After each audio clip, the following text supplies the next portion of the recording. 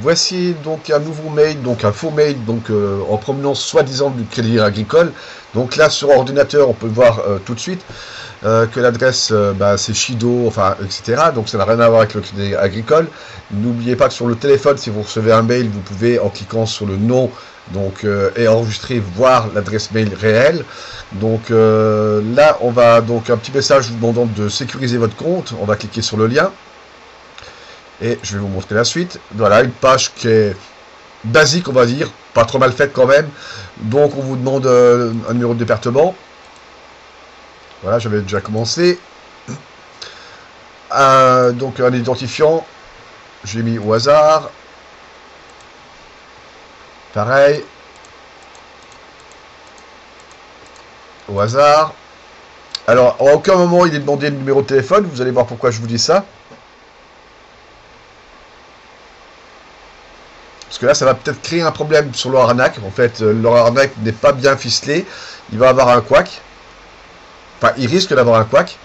C'est que là, ils vous disent qu'ils ont envoyé un SMS à votre numéro de mobile. Sauf que, comme ce ne sont pas des employés vraiment de Crédit Agricole, ni la véritable banque, ils n'ont pas votre numéro de téléphone. Donc, vous n'allez jamais recevoir de SMS. Donc, vous n'allez jamais pouvoir rentrer le code.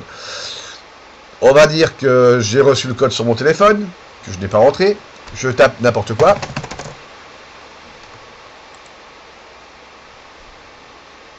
Voilà. Vérification en cours.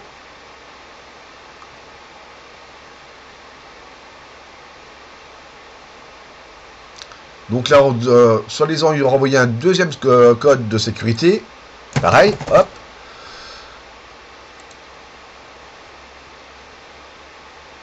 Alors, ces codes sont bidons, je les tape vraiment au hasard, alors que soi-disant, ce sont des codes de vérification envoyés par SMS, hein, pour info, hein, je rappelle.